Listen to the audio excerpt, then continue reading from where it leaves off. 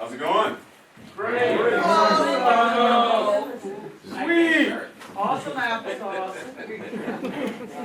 Awesome applesauce. Wow. One of my favorite things in all the world.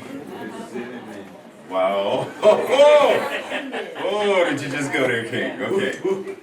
Wow. So first and foremost, hello. Happy Black History Month. While keeping in mind that the history of those who are people of color of African descent, it's more than just a month. So just let that sink in. As I prepare to ask you a question. Anybody know what today, I don't know how many of you get the newsletter and stuff. Anybody know what today's top title is?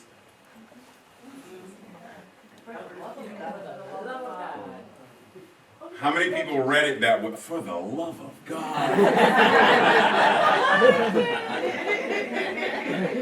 So let that sink in for a second, that there was that first initial response of, for the love of God. And I actually almost wore that shirt today. That would have been funny. But it's very simple. Oh, cool. So let's go back for a second. So the theme today, giving love, receiving love, and making love are spiritual acts and can be gateways to the experience of God because God is love. Okay? Let that sink and resonate for a moment. Give them a moment to take photos. So, it's easy to say I love you, right? It's easy to say that to folks, relatively. It's easy to say in this philosophy, we say, I love everyone. And we say, love your enemies. We say things like, love makes the world go round. Easy to say, but is it easy to live? No. Right. So today we're going to explore this idea. Rumi invites us when he says, your task is not to seek for love, but merely to seek and find all of the barriers within yourself that you have built up against it. So because now, check this out. What did we establish? God is love. So if God is love, then ideally one would think it would be easy to love. Because if God is love and God is all there is, then that's what we are. We are love in human form. Love made flesh. So if what we are is love, from head to toe, inside to outside, it's what we are, then when we show up in the grocery store, love shows up in the grocery store. When we're stuck in traffic, love is stuck in traffic. Like there's nowhere that we could go that God is separate from us because God isn't a separate thing. It is what we are. And if God, cinnamon, see what you did to me, King? You got me talking cinnamon. Synonymous with, if God, love is synonymous, same word, then, okay, so, but could it be the barriers that we have created within ourselves that make it more challenging, more difficult to be love, to be loving? So think about when we were children and we were expressing to a friend, family member, something that for us felt loving. Like we made Nana a mud pie. Still had grass sticking in it. And Nana said, what the? Bringing me some dirt in the house. Just out of here. So the love we were bringing was now cast aside. And somewhere in us, we were like, oh, that's not what I'm supposed to do. And we put a brick, and then somewhere else, and we put another brick, and then another brick, and another brick, until we had a wall. And then we decided that the wall wasn't good enough, so then we put barbed wire up. And the wall and the barbed wire wasn't enough, so we built a trench. And we put alligators in the trench, and some piranhas, and electric wire, and we created this huge barrier to protect us from the outside world, from being hurt, being harmed. But ultimately, it's not It's not there. It's in here. Because for as long as that wall is up and as long as that barrier is there, we're reminding ourselves that we're unreachable. It's not just protect. I'm like Rapunzel. I'm in a tower, without the hair, I'm in a tower that no one can reach me. I can't receive love either. Is that really what we want? Is that how we want to live? Because if it isn't, then it's time to take it down, wall by wall, brick by brick, wire by wire. Did anybody ever see this movie, television series? Well, it started off as a week-long series, I believe. Oh, Oprah Winfrey was in it. The Women of Brewster's Place. Yes. Anybody remember how the series ended? Yes. With her banging it, this wall, because at this wall, crimes happened. At this wall, the one lesbian was brutally raped. And at this wall, because she was now, having been the victim of this rape, she thought the guy who was trying to help her was trying to accost, and she hit him with a 2x4. And Oprah said, enough. Enough. This wall has been the barrier for all of the light and the free flow of. Are we ready to tear the wall down?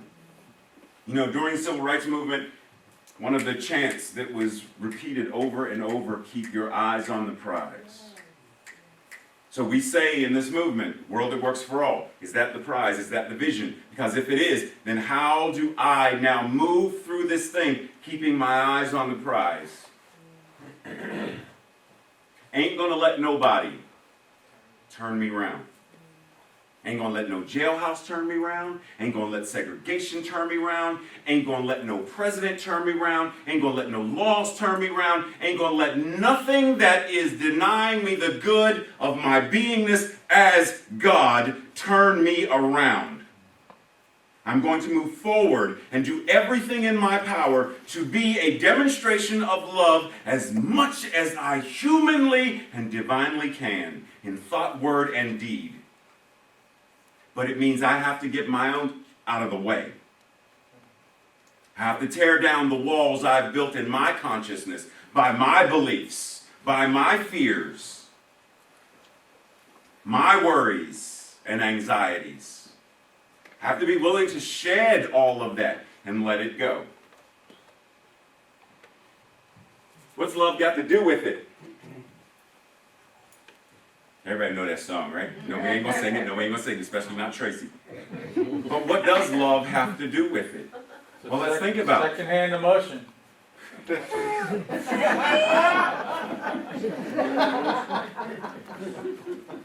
Can we amend the bylaws and put something in there that says Doug can no.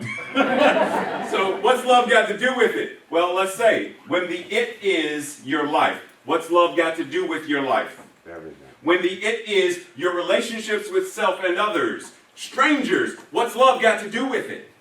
What's love got to do with your relationship with shadow, yours and others and collective? What's love got to do with your grief, pain, and trauma? What's love got to do with it? Your relationship to the God of your understanding. What's love got to do with it? What's love got to do with everything that prevents you from living as that which you already are?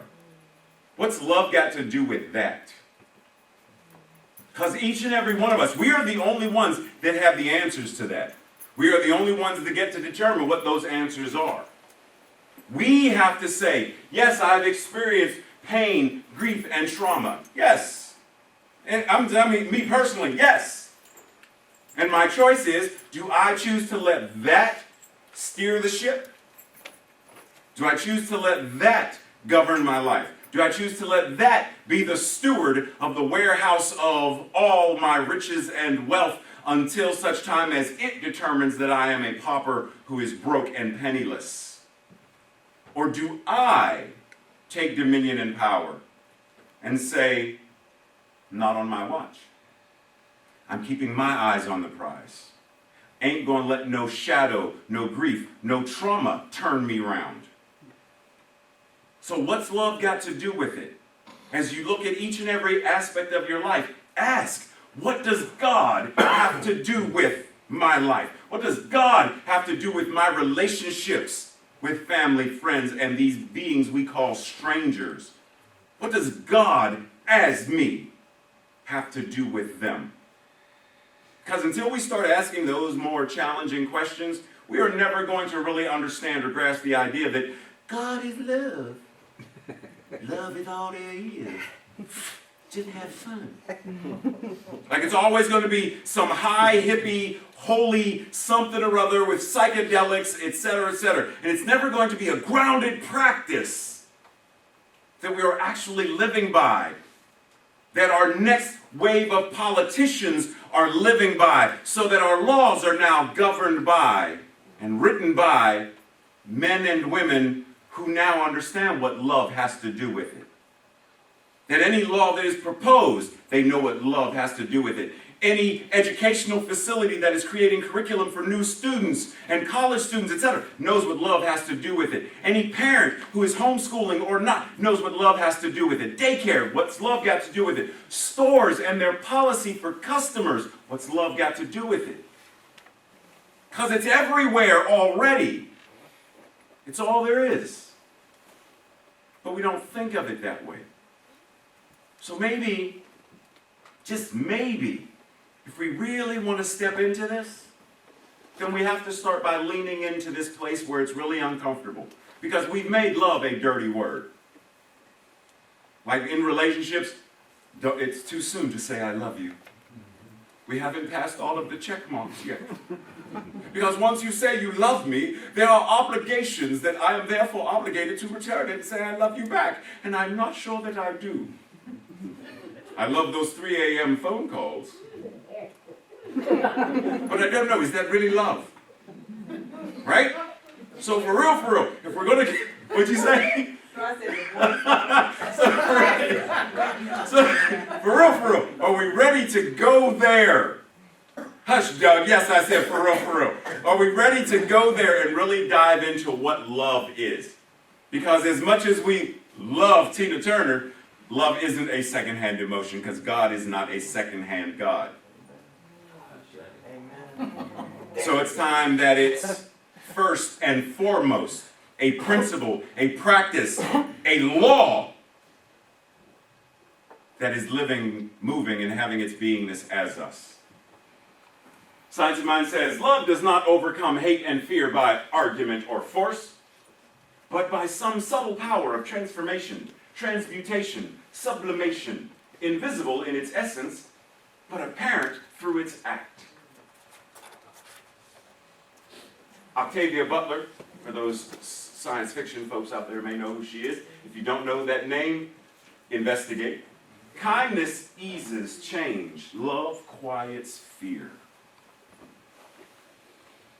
Also in the Science of Mind, as light overcomes the darkness, so the radiant presence of love and peace dissipates fear, hate, and confusion.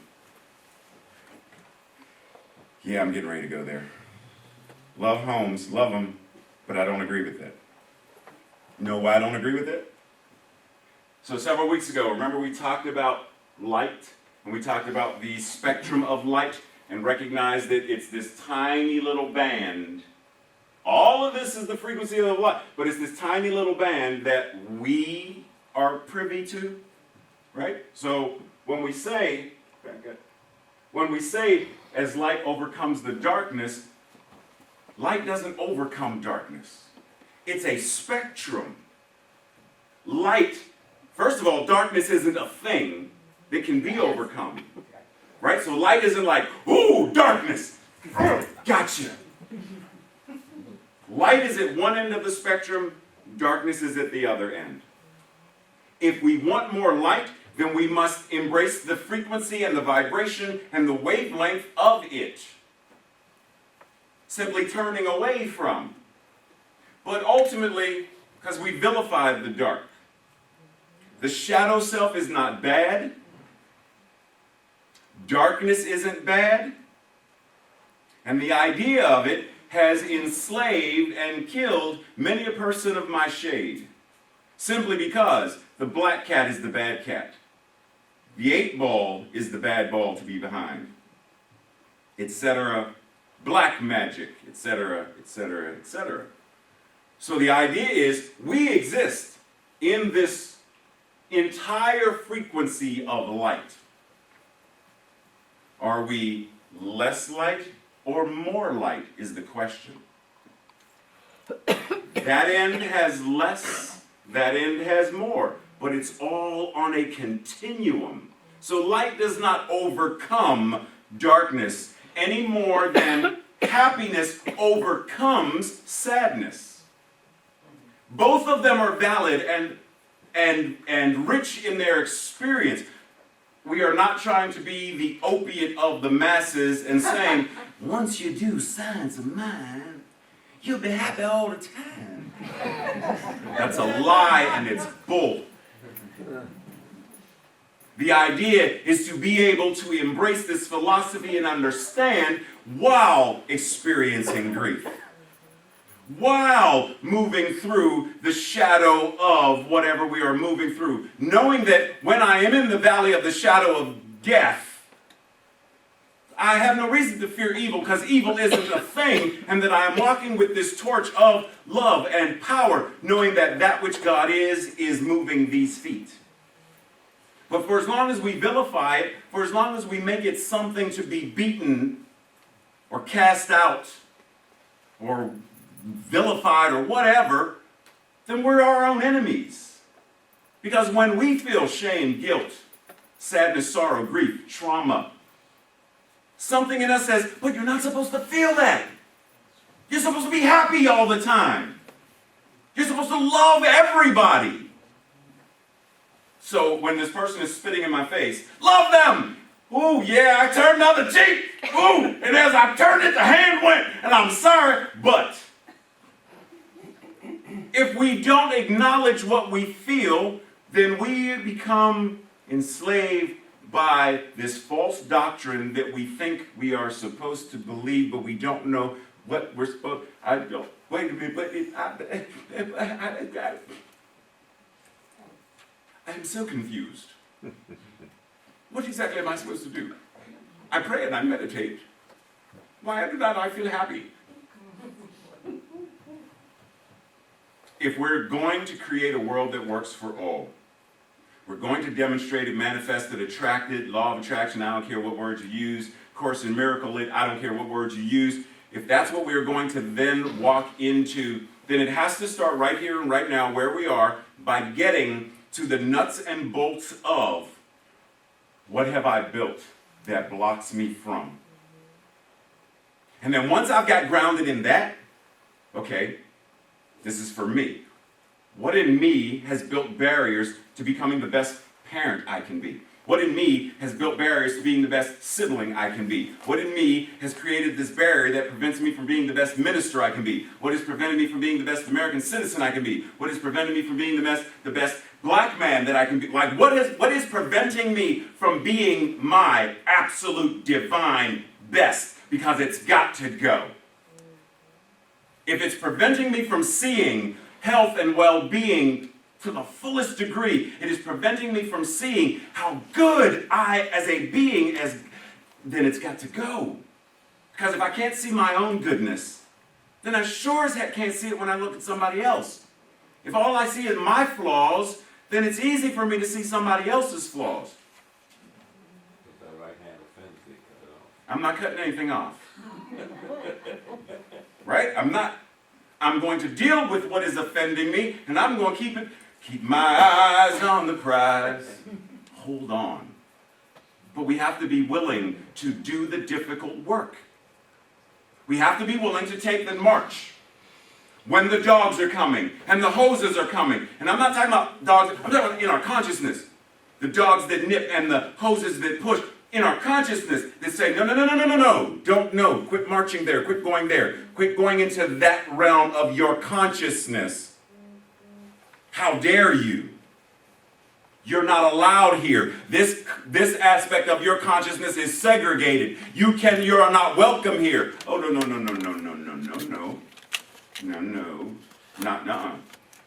no, ain't nobody, not even myself, going to turn me around from stepping into what I know to be my infinite and divine goodness. Are we willing to do that work? So this gentleman, for those if you don't know who he is, look him up. Look him up. Because if you know Reverend Dr. Martin Luther King Jr., you should also know him. So Bayard says, the proof that one truly believes is in action. The proof that one truly believes is in action. If we believe in a world that works for all, if we believe that God is made flesh, if we believe that consciousness is all there is, then we should be acting accordingly. We should be called to a new level of showing up. That when someone sees how we act, they're like, oh, then I know what this person believes. Because if someone looks at how we show up now, what belief system might they say we are being moved by? I believe in separation, and my belief in separation shows up when I other people. I believe in lack and scarcity, and it shows up in my actions when I say things like robbing Peter to pay Paul, pinching pennies and coupons, etc., etc. And I'm not saying don't use coupons. They're there. I'm saying what is the consciousness of why you're using them? If you're going to use them, then use them as someone who knows there is infinite wealth and prosperity flowing through every follicle and molecule of your being. And you are aligning and choosing to use this because it's a gift and I'm going to use it. Not, well, the only way I'm going to be able to buy this is if I do this and I can't do, so I got to, ain't enough money to go around. Is that the consciousness? Like, what is driving our actions? The proof that you believe in whatever it is shows up in how we act. So, a medicine circle from our indigenous brothers and sisters. I love this idea because what it says is, so the top, mind, body, emotions, spirit. Mind, decisions. Our decisions lead to actions. Our actions influence emotions.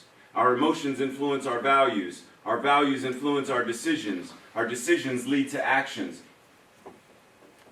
There is not one that is separate from the other.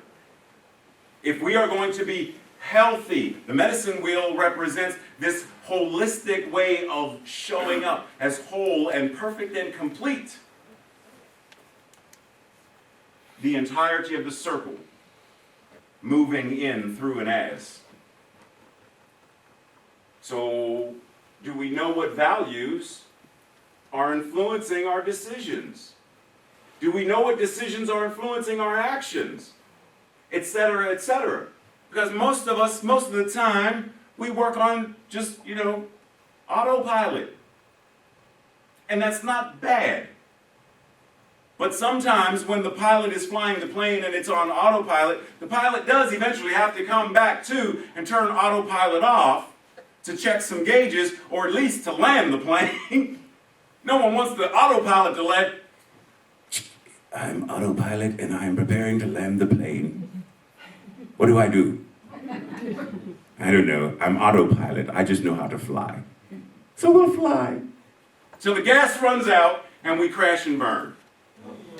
And how many of us in our lives, for real, think about it, feel like or have felt like we're crashing and burning? Somebody in this room knows what that feels like. I usually call it Wednesday. No, but seriously, but we've all experienced it. I used to call it Wednesday and Friday afternoon and Sunday morning and Wednesday between the hours of 2 and 3. Like that was my normal life. Crash and burn was a daily thing. So that when something happened that wasn't burning and wasn't crashing and wasn't, I was like, what the? Okay, where's the match? I gotta set something because this ain't normal. I'm used to inhaling smoke. I'm used to coughing and choking, and I'm not. This ain't, burn something. And so what did I do? Sabotage.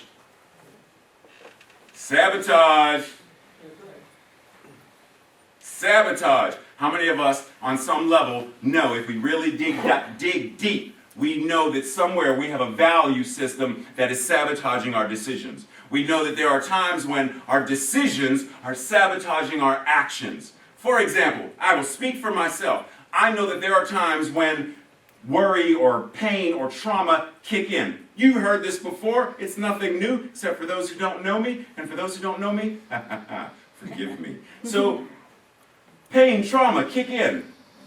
And I have something in a value system that says, well, but you have to self-medicate. Oh, but you have to self-medicate. Because I grew up in a household that valued food, that valued eating. So if I'm going to self-medicate, then I'm going to self-medicate with something that is important to me, food.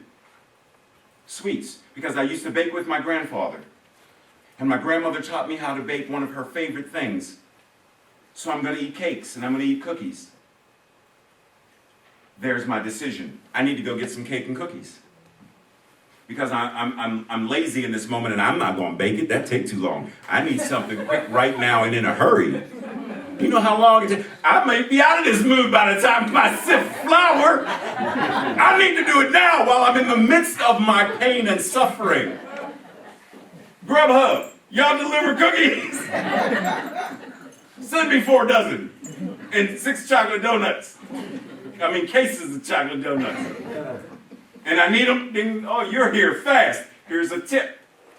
I know that there are things in my value system that cause me to make decisions that are not in my highest and best. And when I used to myself because of it, it caused me to emotions, guilt, shame, values, eat, decision, but Grubhub, again and again and again and again and again. So I am now sitting on my bedroom floor, wallowing in cupcake papers, bemoaning, why for dost thou, sugar, tempt me as you do, for thou art evil. Yeah, dude, calm down. Take a chill pill and calm down. Get it together. And then when I get it together, I get back on track. And because then I'm able to align and understand what I'm really valuing. I'm valuing health and well-being and love of self and self-worth. And then that changes my decisions, which changes the emotions, and now autopilot is off and I'm back in the captain's chair. That's what it means to know what love's got to do with it. But we have to ask in each and every moment. Anybody in here a fan of Lord of the Rings? Okay, so you remember this scene when Frodo and all of them are in the mountain and they're leaving, but the Balrog shows up? Anybody know what the Balrog is? No. I got what? 2 people. Thank you. At least there's 2 nerds with me in the room. So the Balrog shows up. This huge fiery demon. That thing, that's the Balrog. And Gandalf says, you shall not pass. You shall not pass! Boom! And light shines. And the Balrog is like, ugh!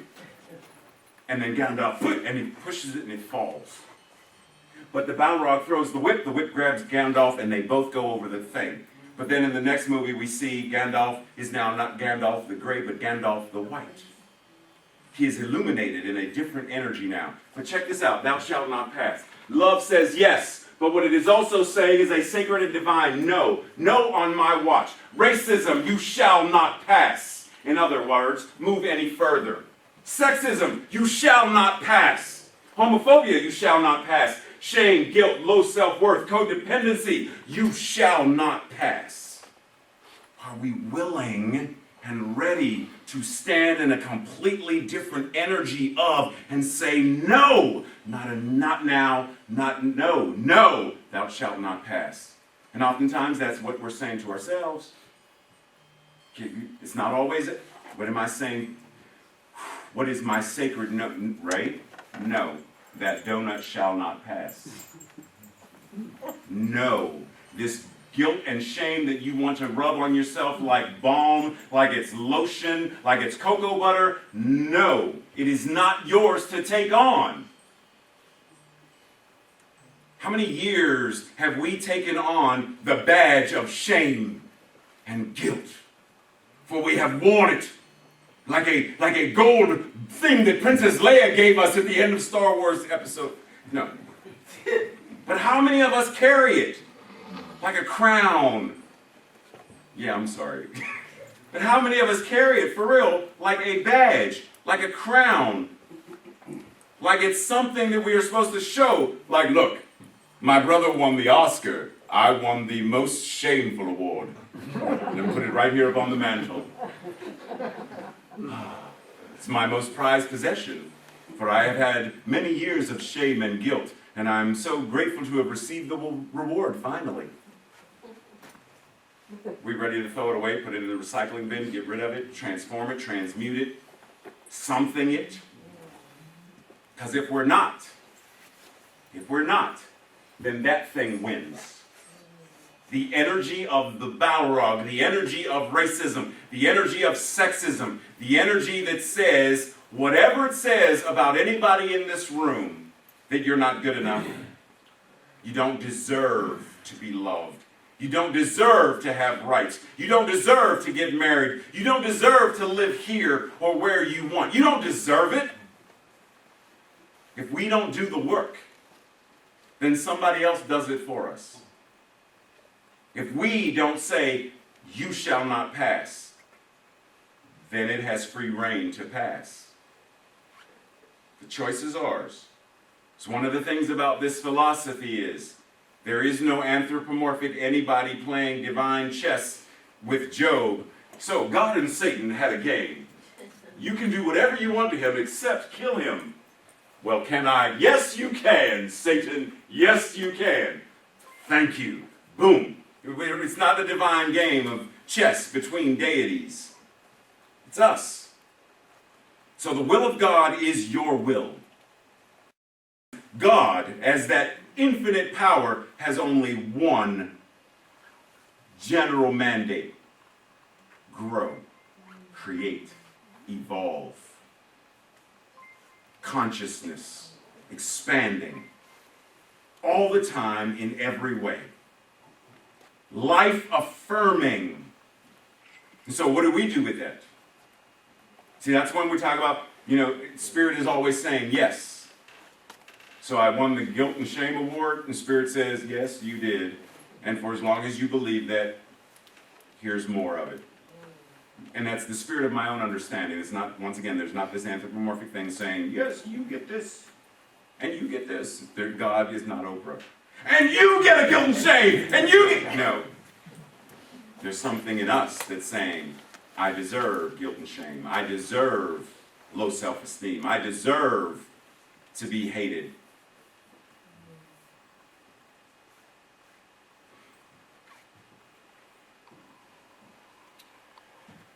Surely I must at all times attempt to obey the law of the state. But when the will of God and the will of the state conflict, I am compelled to follow the will of God. I'm compelled to follow, because the will of God is love. I'm compelled to follow love. What would love do in this moment? How does love speak to this person? How does love choose to vote? How does love move through traffic? How does love pay its bills? How does love show up at a job? How does love move gracefully into retirement? How does love do whatever it is that love does? But I am compelled to follow that because it's what I am. And anything I do that is not in alignment with that, then I am denying my own beingness. There's a story that I heard years ago in an interpreting class about this little eagle that was raised, like the egg fell off the mountain, rolled down the thing, and it's in a farm. And it cracks open and it's right there with all the chickens, and the chickens raise it as their own. So this little eagle thinks it's a chicken. So they're like, bark, bark, bark, bark, bark, bark. And he's like, bark, bark, bark, bark, bark, bark. Like, wow, Marvin, you have a really deep voice. It's in my DNA. Bark, bark, bark. And then at some point, he's like rolling, walking around, like doing what chickens do, looking for worms or whatever. And he looks up and he sees another eagle flying by. And the eagle's like, woof, woof. When the eagles, you know, because eagles got that eagle eye vision. And he's like, what's that boy doing? Why is he walking? Woof. So he circles around and he flies down and he's like, woof. And Marvin's like, bark, bark, bark, bark. And the eagle looks at him like, boy, what you doing? I'm doing what I've been taught to do. Come here for a second. So they go over to the nice, serene lake and says, look. And Marvin looks. And he's like, what about it? Look again. And they both look. And then Marvin looks at like, I look like you. Like, yeah, we're called eagles. This whole scratch, scratch, back, back, back, back, it's not you. Really? Yes. So instead of doing this, untuck that. Let it.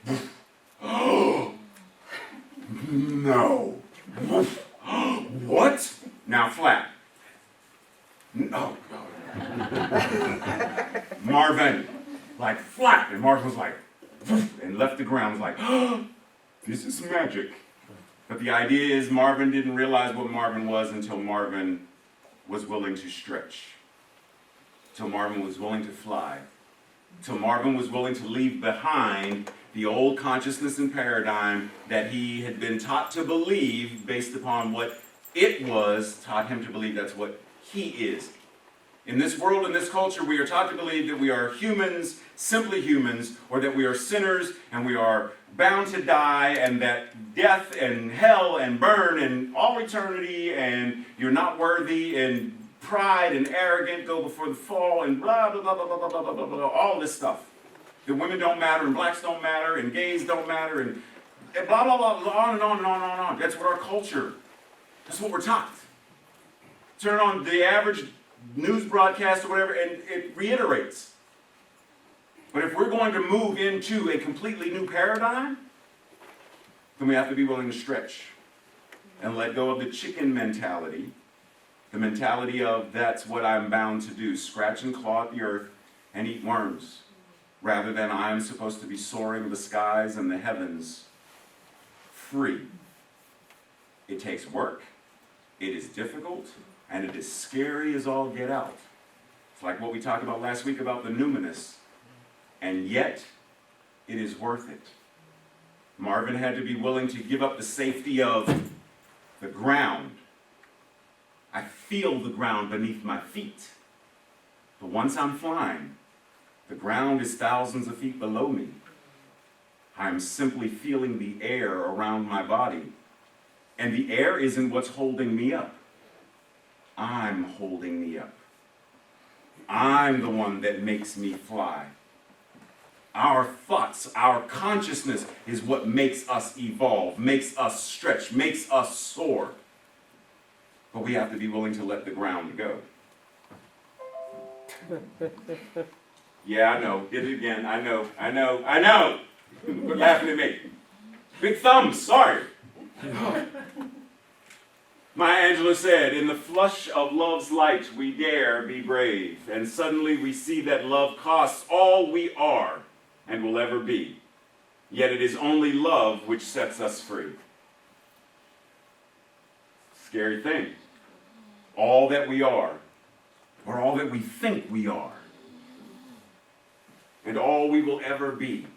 We have to blend and allow it to submerge ourselves into it. Lucille Clifton says, believe, such letting go is love, such love is faith, such faith is grace, such grace is God. Believe, such letting go is love, such love is faith, such faith is grace, such grace is God. Are we willing to let go and recognize that the letting go is a demonstration of love?